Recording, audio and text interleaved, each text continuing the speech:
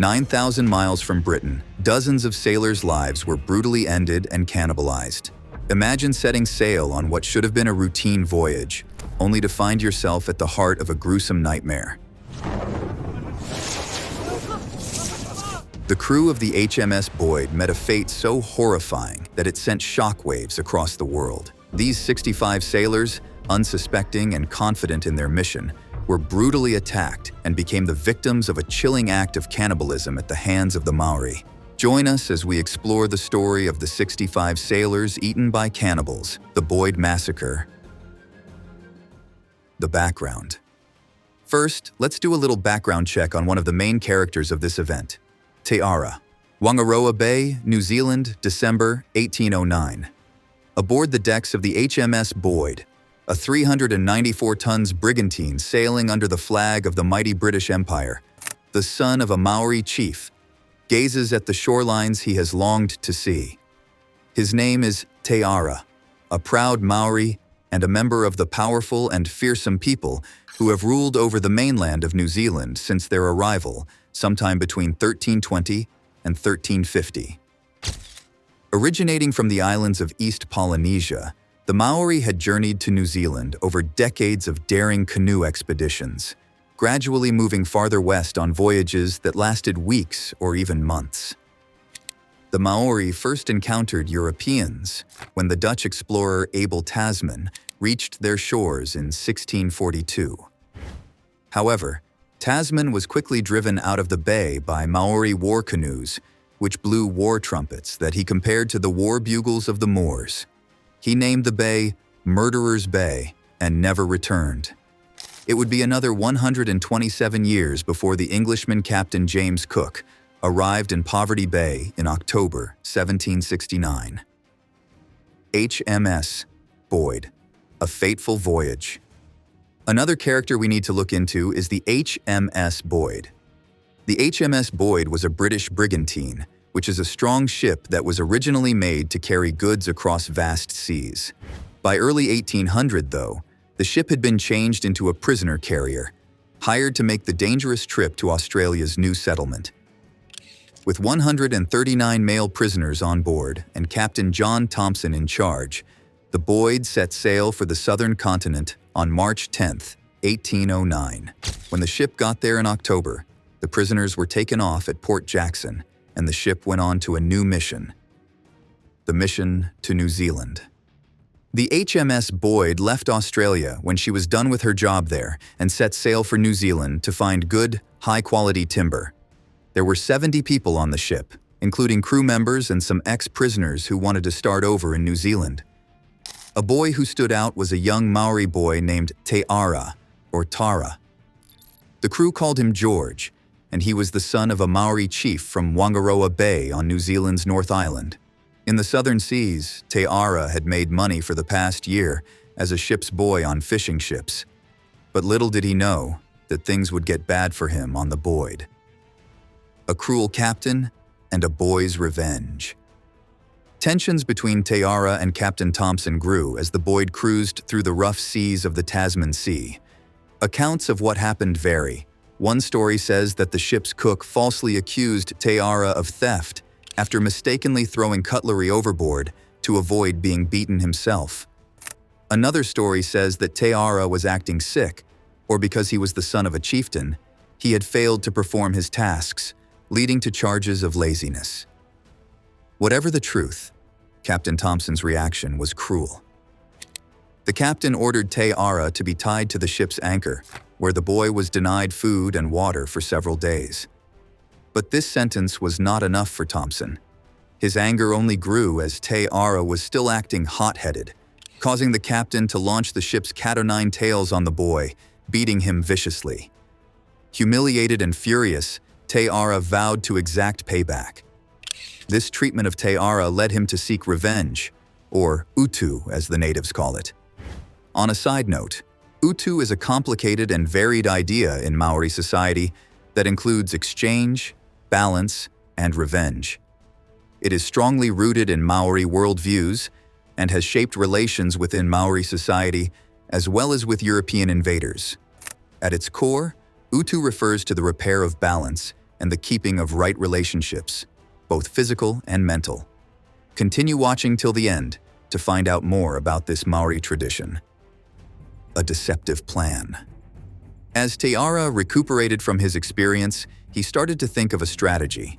He acted as if he was surrendering to the captain's authority, persuading Thompson that he had learned his lesson and would carry out his responsibilities without protest. The captain eventually came to the conclusion that Te Ara had indeed aligned himself. After gaining Thompson's confidence, Te Ara convinced him to sail to Whangaroa Bay on the North Island of New Zealand, stating that the region had large forests of towering trees that would provide ideal wood for the ship's purpose. Captain Thompson had no idea that this was a well-constructed lie. Te Ara's real goal was to go back to his tribe and prepare the groundwork for his vengeance.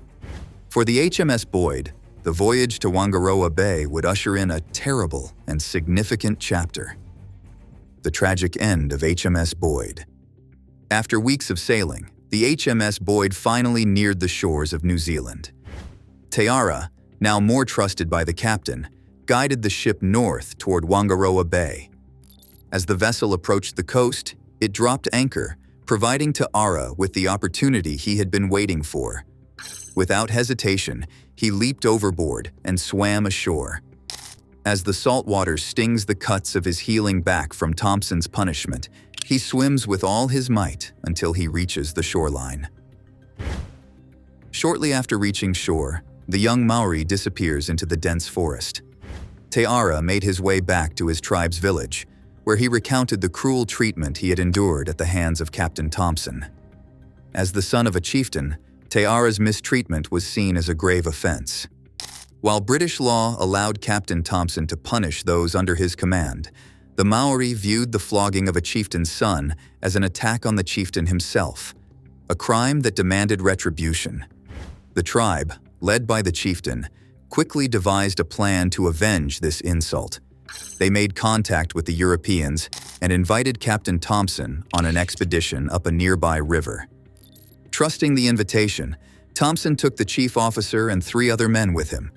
The group set off in Maori canoes, paddling upriver until the Boyd was no longer in sight.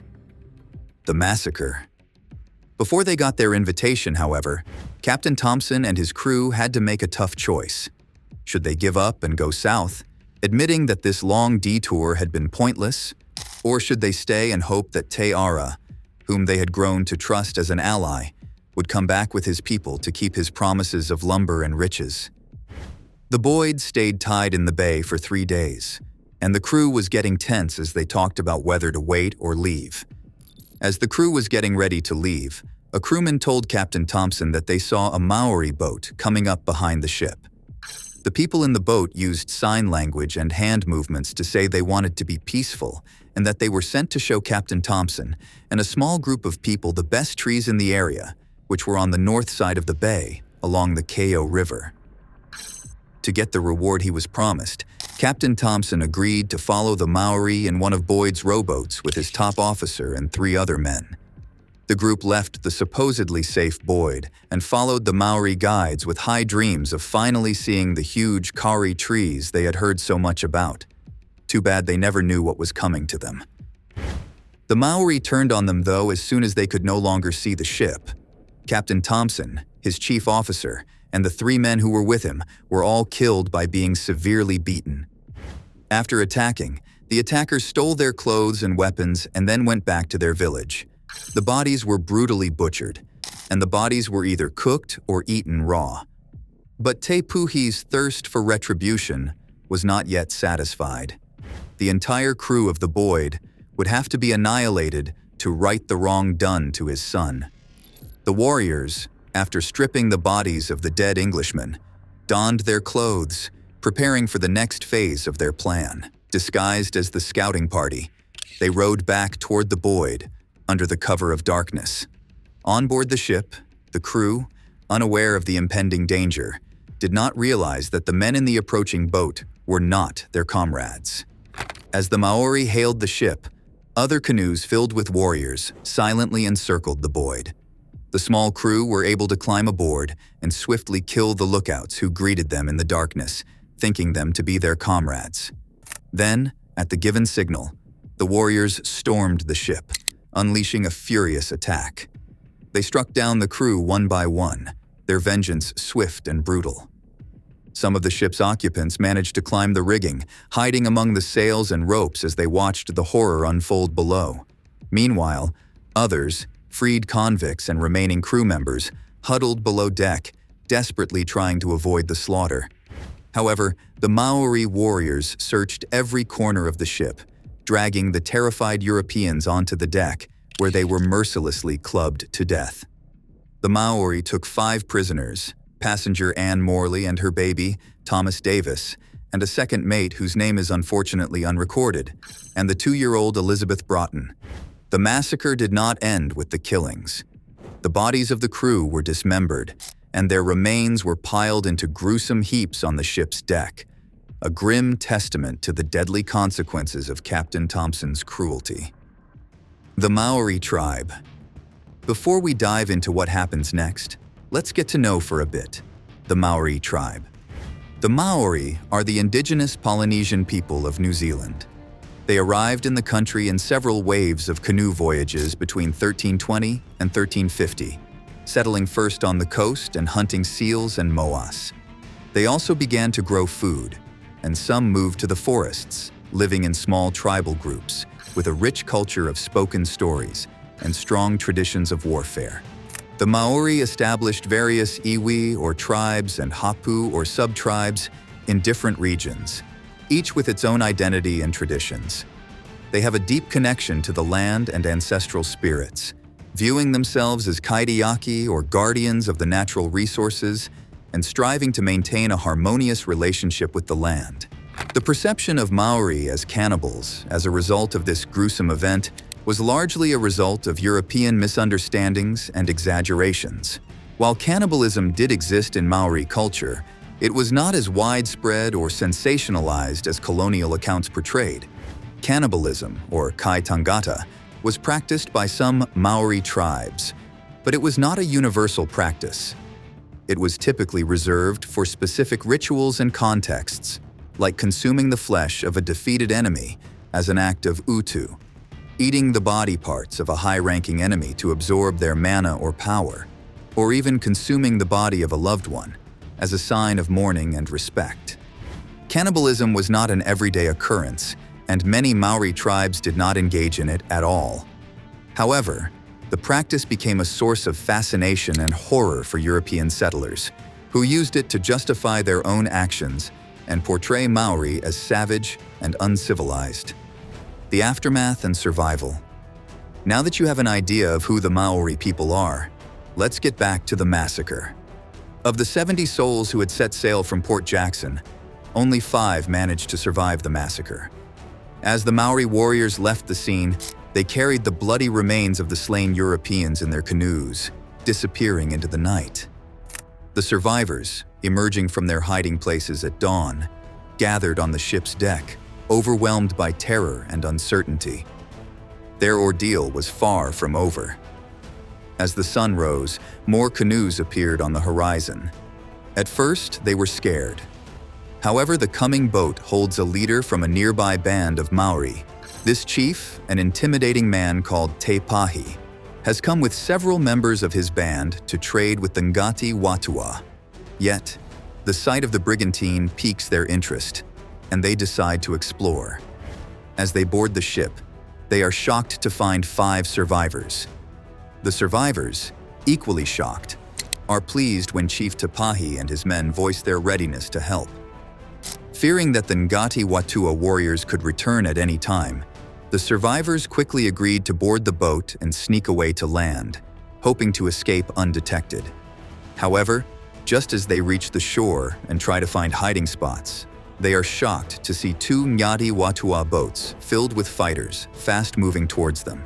Unable or unwilling to provide further assistance, Chief Te Pahi watches as his Maori peers brutally fall upon the fleeing party.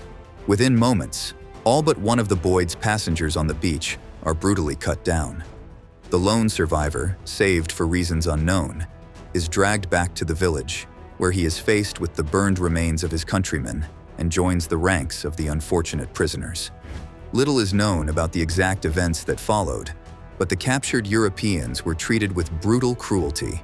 One of the survivors, the ship's second mate, met a particularly gruesome end. He was executed and eaten when he could no longer make fishing hooks for the tribe. Meanwhile, the Boyd remained anchored in Whangaroa Bay, abandoned and vulnerable.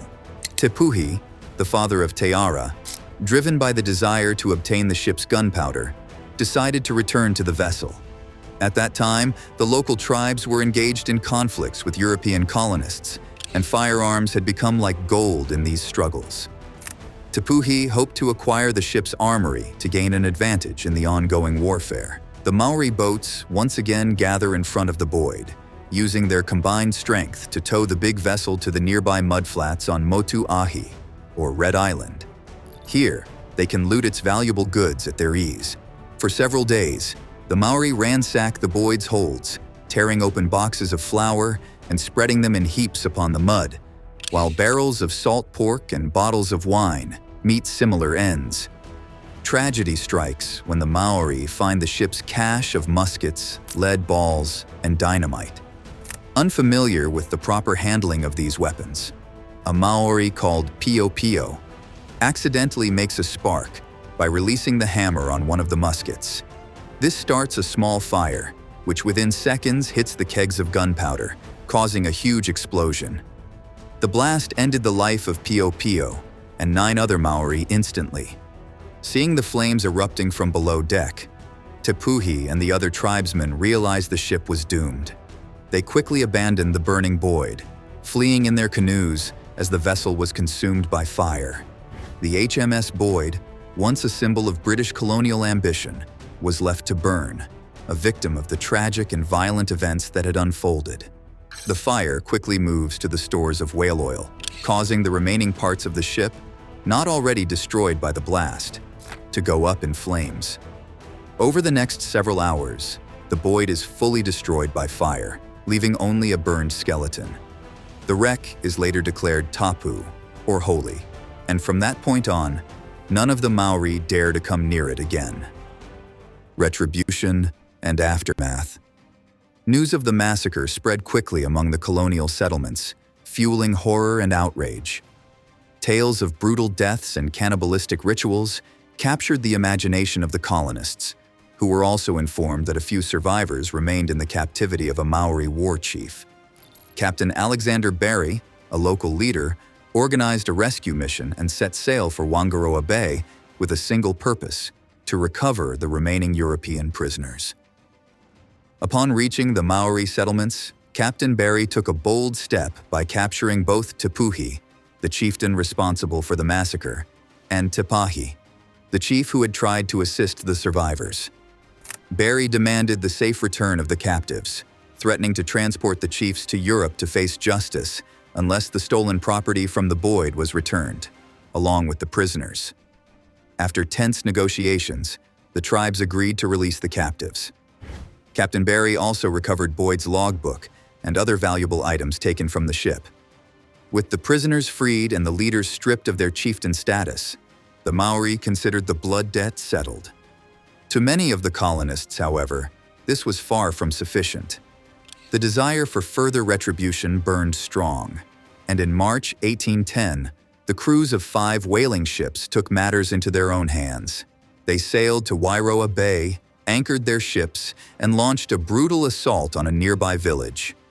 Without discrimination, they opened fire, killing dozens of men, women, and children.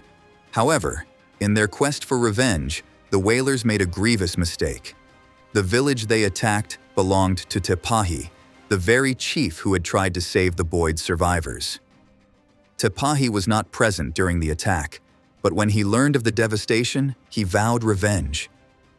European Utu. Before Te Pahi exacted his revenge, a Maori chief from the Bay of Islands who accompanied the European force negotiated the return of Anne Morley, her baby, and Tom Davis. The taking of hostages secured the release of Betsy Broughton after a short delay. The city of Edinburgh leaves Whangaroa Bay, never to return. However, the suffering of the survivors is far from over. The ship makes its way to South America, stopping in Valparaiso, Chile, for repairs before finally going to Lima, Peru. Tragically, it is here that the young mother Anne Borley passes away, and her daughter is put in a Spanish home. The baby, Elizabeth Broaden, is adopted by a rich Spanish couple who had been unable to have children of their own. Thomas Davis, another survivor, goes to work for Captain Barry, but eventually meets his end, drowning while exploring the Shoalhaven River with Captain Barry in 1822. Meanwhile, back in New Zealand, the effects of the December 1809 killing at Whangaroa Bay continue to be felt. In March 1810, sailors from the whaling ships Atlanta, Diana, Experiment, Perseverance, Speak, and New Zealander began an attack on the island of Motu Apo in Whangaroa Bay. However, the town they attack belongs to the same group that had tried to help the survivors. During this attack, Chief Te Pahi, who had personally tried to rescue the survivors, is hurt in the chest and neck. After fighting off the sailors' attack, Te Pahi gathers his leftover fighters and hires others from nearby bands to help in a retaliation strike against the Ngati Watua. On or around April 28, 1810, Te Pahi and his troops started their attack on the Ngati Watua town. The attack is eventually repelled, and Te Pahi is killed on the battlefield, struck down by a well-aimed spear. Though it began in 1807, the intertribal fights that would later be known as the Musket Wars boosted after the Boyd Massacre.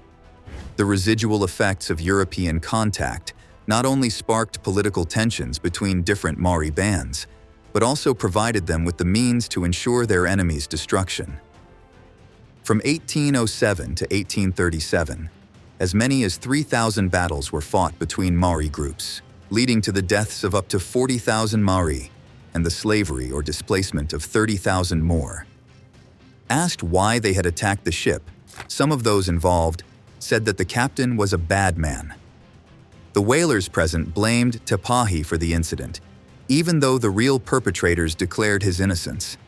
Te Pahi's pa, Te Puna, was destroyed by the European sailors, with considerable loss of Maori life.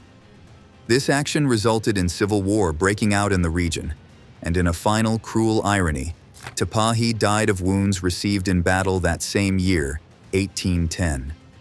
Te Pahi gathered his surviving warriors and launched an attack on Te Puhi's tribe at Whangaroa Bay. The conflict was fierce, and Te Pahi was killed in the fighting, along with many of his men. It remains unclear whether Te Puhi, the instigator of the Boyd Massacre, met his end during these battles. When Samuel Marsden arrived in 1814 to establish his Church Missionary Society mission, tensions still simmered. He invited chiefs from Whangaroa and the Bay of Islands aboard his ship, the Active, gave them gifts, and asked them to ensure peace between their people. The horrifying story of the Boyd Massacre soon reached Australia and eventually Europe as ships returned home. The brutal killings sent shockwaves through British society, leading many to fear the Cannibal Isles of New Zealand. Some ships even cancelled their voyages to the region, fearing a similar fate. For years, the Maori people were saddled with a fearsome reputation, one that was further fueled by pamphlets circulating in Europe. One such pamphlet warned sailors, "Touch not that cursed shore, lest you these cannibals pursue." Now, let's take a deeper meaning into Maori practices and values that influenced their interactions with the Europeans. Hey guys, it is time for our subscribers' pick for today. As you can see on your screen, it appears that the massacre ended well for the villagers in Maori. Sadly, we can't say the same for the Europeans. You can see the smiles and dance moves they try to exhibit in the photo. Why do you think they are dancing? Is it because of the death of the 65 sailors on board the Boyd ship? Or are they happy because they had finally had the meal of the day? Human flesh? We would love to know your opinion below. Maori values and practices that influenced interactions with Europeans. Maori responses in the early contact period were determined by well-established customs and practices. The notions of mana, tapu, and utu were sources of both order and dispute in Maori society. They were practical forces at work in everyday matters. Let's take a look at what the Maori tribe considered as mana. Mana is often referred to as status. A person with mana has a presence. While mana was inherited, individuals could also acquire, increase, or lose it through their actions.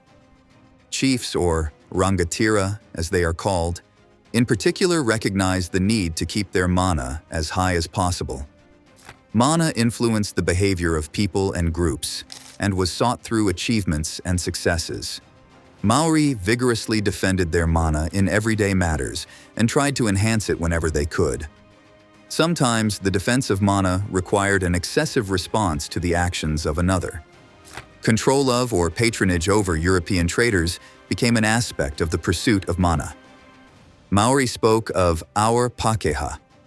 Rivals could not be allowed to reap the advantages of access to these new arrivals without a challenge. Maori life was also limited by the tapu that were put on things and people. Tapu told people how to treat each other and the world around them. It kept people and natural supplies safe. Almost all activities, whether they were religious or not, had something to do with keeping mana and tapu strong and healthy. The idea of utu was very important to this process also. While utu is usually translated as revenge, it has a deeper meaning that includes keeping society balanced and peaceful. Someone had to make things right, but there were many ways to do this.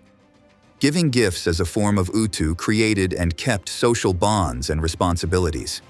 If social relationships were upset, utu could help bring them back into order.